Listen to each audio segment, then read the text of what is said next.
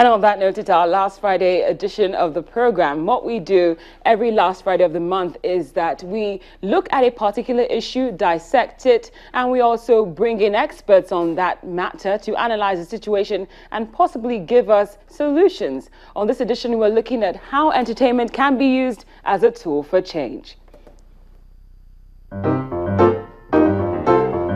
The world would be a completely boring and unadventurous place without music. Despite the different genres ranging from blues to classical music to country to jazz, all types of music perform various functions ranging from being a tool for relaxation to being a necessity for dance.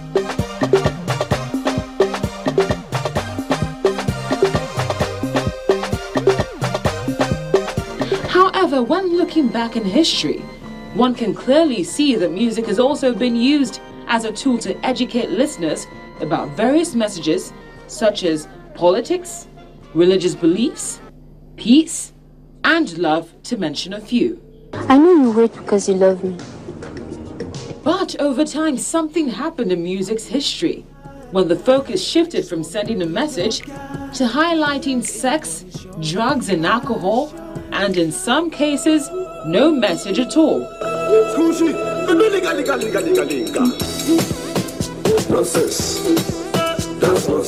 In Nigeria today, upcoming artists might have a message to sell, but due to the demands of the industry to sound commercial, they are somewhat forced to conform.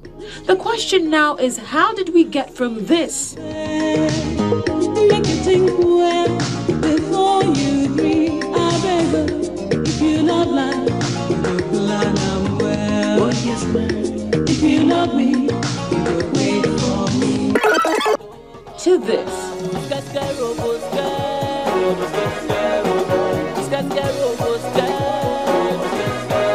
In truth, some artists have gone so far in selling various messages of such a vulgar nature that the National Broadcasting Commission has had to place a ban on their work.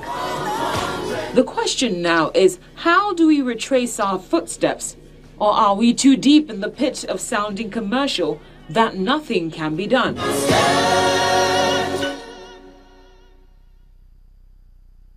And I'm going to throw that question to my studio guests who are with me right now, Mr. Olisa Adibua, entertainment entrepreneur and new artist on the block, T-Sage. Mr. Adibua, thank you so much for joining me on Network Africa. Thanks for inviting me. T-Sage, thank you so much as well. I have to start with you. How did we go from singing, having songs that have content, that have a message to the, what people call the Team Coco and the commercial? No, we still have good songs. Yes, but they're not too... Maybe they're not being heard enough. Yes. Because they're not being played in bars and clubs and restaurants and whatnot. But there's still a lot of young men and women out there who make. I mean, we play a lot of great songs, especially we have a chart, alternative Nigerian charts, like we call it. So it's not mainstream, but we created a platform to encourage them. Now, it's not a problem per se. It's a sign of the times. With every generation, you'll always have music that it's what I call throwaway music. Music that has a very short shelf life of, let's say, 3-4 months. But then there's music that, real music, lasts forever. Those are the ones that become classics. So there's always that, the masses, it's popular music. That's why it's called pop music. Yes. The masses will go for what is popular, what is current at the time. And a lot of it might just be throwaway because people don't want to think too much about it. They don't want to. They just want a song you can sing along to or dance with without, it's escapism. You don't want the music to drag you down. If you want real deep stuff, then you can still find it here. So just that it doesn't come through as much. Yeah. And television stations like yourself are the ones who also promote the mainstream stuff. You don't give enough airtime to the not so popular people. Okay. Like today, on the radio this morning, I had at least 4 artists who you wouldn't hear their music in the clubs. I can mention their names right now. Simi, Adekunle Gold, Ruby, Kola Soul. They were all on my radio show this morning. But most TV stations won't play their music. Not a lot of them do. You won't hear it in clubs and bars. But they make amazing songs.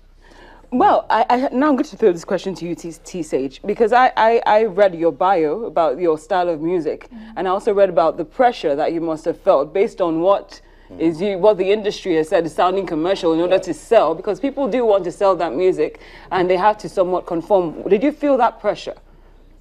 Definitely. I was told that I sounded too foreign for the Nigerian industry, and except I wanted my family and friends to be the only people that would listen to my songs, actually. No, your village, baby. Yeah, my village people. Then I had to get on the bandwagon of commercialization and writing songs that would sell to Nigerian industry. Well, Mr. Adibua, I know what you're saying. I know those artists, the special ones, do exist.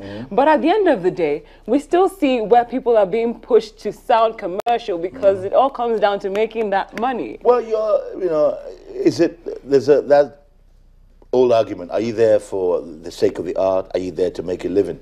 I mean, when the artists, a lot of artists who come before, a lot of them are poor right now. Who's helping them out? These young guys are making money, and you can't blame them. If make hay while the sun shines. Yeah, you want to make money, but you also want to make good music.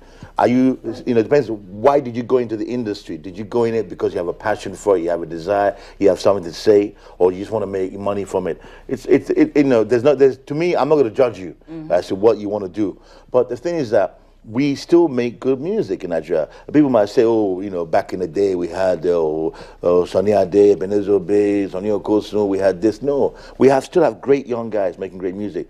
But I think what it is that every age you always get people complaining about, back in my day it wasn't like this, back in mine. No, in your day there was rubbish music too.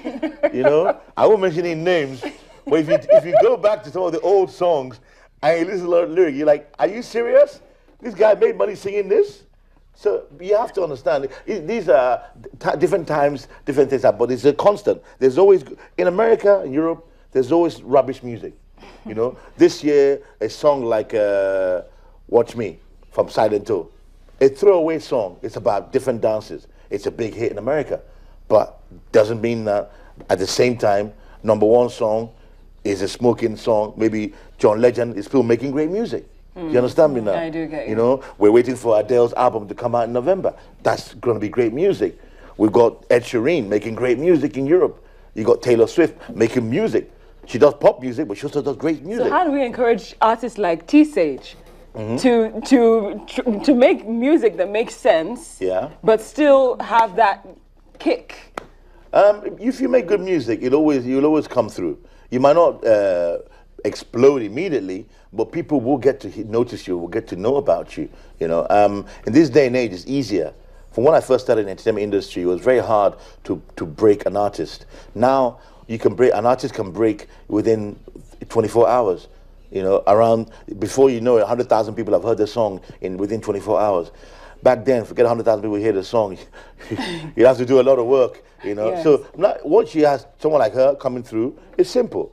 Make good music, promote your stuff, or get signed on to a label. If you can't sign to a label, now you can do it yourself.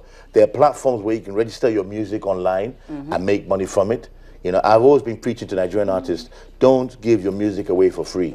No. Don't. Are you giving your music away for free? Definitely not. Because people releasing stuff online to different places. Yeah, you want to get popular, you take your music to Alaba for them to give it out for free. Don't do that. There are platforms where you can make money for your music. But also, what is your music saying? What is your song saying? Are you there just to make people dance and feel happy? Yes, you can do that. And you'll be hot for 3 months. Your record will be all over TV, all over radio. But after that, okay, it's caught in the time. It's a big sound of 2015. You're done.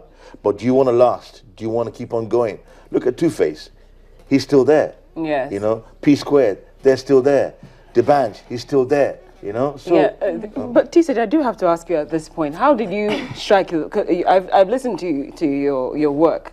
I must ask, how did you strike the balance between sending that message out there and still trying to sound commercial, which was what you heard when you first began? So I'm very grateful that I got to meet people in the industry that advised me, if this is what you want to do and this is your passion, and this is all that puts food on the table, you're 24/7, then you have to be commercial.